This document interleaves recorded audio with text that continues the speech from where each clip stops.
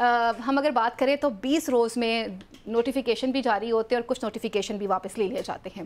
اب اس کی back story کیا ہے، ایک تو ہمارے ناظرین کو یہ بتائیے، اور دوسرا جو بتایا جا رہا ہے، شہباز شریف صاحب جو کہہ رہے ہیں کہ یہ وجہ یہ واپس بنی ہے لینے کے لیے کہ میں مصروف بہت ہوں۔ ایسی کیا مصروفیت آ گئی ہے وزیر اعظم شہباز شریف صاحب کو کہ انہوں نے خود اس کی سربراہی چھوڑ دی، جس کا نوٹیفیکیشن جمعہ کے روز ہوتا ہے اور آج وہ نوٹیفیکیشن تبدیل ہو جاتا ہے؟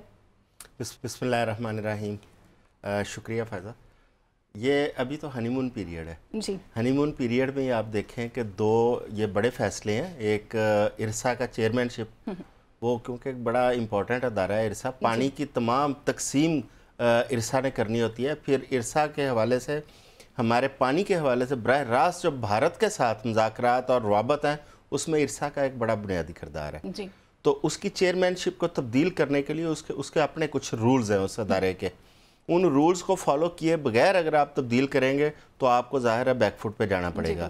اس میں پیپلز پارٹی نے وہ پوائنٹ آؤٹ کیا تھا کہ یہ رول سے ہٹ کر آپ نے چیئرمین ارسا کی تعیناتی کی ہے، جس کی وجہ سے گورنمنٹ کو تھوڑا سا بیک فٹ پہ جانا پڑا اور فوری طور پر اس چیئرمین کی جو تعیناتی تھی اس کو ریورس کرنا پڑا فیصلے کو۔ دوسرا بڑا فیصلہ وزارت خزانہ کا اقتصادی رابطہ کمیٹی کا ہے۔ یہ بڑا امپورٹنٹ ہے۔ دیکھیں، وزارت خزانہ مسلم لیگ نون کی ہمیشہ ترجیحات میں رہی ہے۔ جب میاں نواز شریف پرائم منسٹر تھے، آپ کو یاد ہوگا شروع میں میاں صاحب کے پاس وزارت خزانہ ان کے اپنے پاس تھی۔ پھر میاں صاحب نے یہ خزانے کی کنجی اپنے سمدھی اسحاق ڈار صاحب کے حوالے کی، اور مسلم لیگ نون کی جتنی حکومتیں آئی ہیں پھر ڈار صاحب ہی وزیر خزانہ رہے ہیں۔ حتیٰ کہ جب پی ڈی ایم کی حکومت بنی تو اس وقت بھی ڈار صاحب ہی وزیر خزانہ کے لیے سب سے زیادہ وہ پر امید تھے اور امیدوار تھے۔ لیکن پارٹی نے ان کی مفتاح اسماعیل صاحب کو بنایا، جو اپنی وزارت کے دوران بار بار اظہار بھی کرتے تھے کہ اسحاق ڈار صاحب میرے معاملات میں مداخلت کرتے ہیں، کام کے اندر رکاوٹ ڈالتے ہیں، اور وہ آج تک وہ چیزیں چل رہی ہیں۔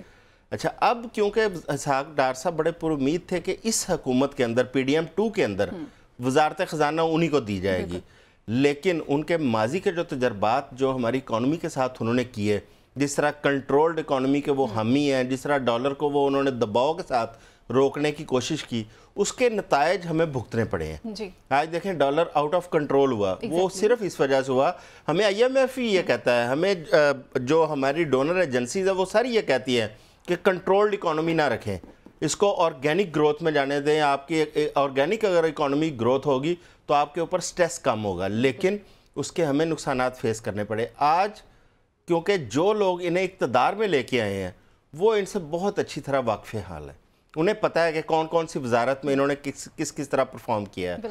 کچھ وزارتیں ایسی ہیں جن کی براہ راست نگرانی انہوں نے اپنے پاس رکھی ہے، جس میں ایک وزارت خزانہ، ایک وزارت داخلہ، اور تیسری ہے نجکاری، کیونکہ اس وقت نجکاری کے حوالے سے آپ کے اوپر آئی ایم ایف کا بڑا دباؤ ہے، اور ویسے بھی ان اداروں کی جو ناقص کارکردگی اور ان کا بوجھ جو ہے اس سے چھٹکارا پانے کے لیے آپ کو نجکاری کی طرف جانا ہے۔ ان 3 وزارتوں کی براہ راست انہوں نے اپنے پاس نگرانی رکھی ہے۔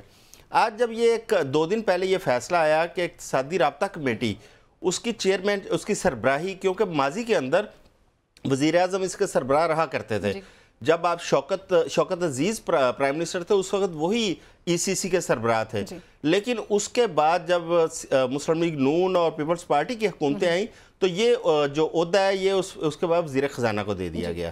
لیکن جب میاں شہباز شریف صاحب نے دوبارہ اس کو اپنے پاس رکھا تو اس وقت ایک توجیہ پیش کی گئی، کیونکہ جی ہم نے اس کی پرانی شکل بحال کی ہے، یہ وزیر اعظم کے پاس ہوا کرتی تھی، لیکن کیونکہ میں جو سر عرض کر رہا ہوں کہ جو چلانے والے ہیں، جو پیچھے سے نگرانی کرنے والے ہیں، وہ چیزوں کو بہت اچھے طریقے سے لے کے چل رہے تھے۔ اچھا، جب آج اس میں تبدیلی کی گئی، اس کی وجہ کیا تھی؟ کیونکہ شہباز شریف صاحب نے اپنے پاس رکھ کے اس کے تمام اختیارات اسحاق ڈار صاحب کے حوالے کرنے تھے، کیونکہ مسلم لیگ نون کے اس کے باقاعدہ ترجیحات میں شامل ہے کہ خزانے کی کنجی اپنے پاس رکھی جائے، اور اسحاق ڈار صاحب کو اس کا سب سے بہتر نگران سمجھتی ہے یہ پارٹی۔ اچھا، جب اس کے اوپر تھوڑا پریشر آیا، ان کو اپنا فیصلہ واپس لینا پڑا، اس کے بعد رانا ثناءاللہ صاحب سامنے آئے، جنہوں نے اس پسپائی کو پسپائی نہیں کہا، انہوں نے اس کو حکمت کا نام دیا۔ اب میں صرف آخری جملہ کہوں گا کہ یہ آپ سیاست کریں سیاستدانوں کے ساتھ، جو آپ کو لے کے آئے ہیں، جو آپ کے موسن ہیں، ان کے ساتھ سیاست کریں گے تو پھر آپ کو پسپائی میں جانا پڑے گا۔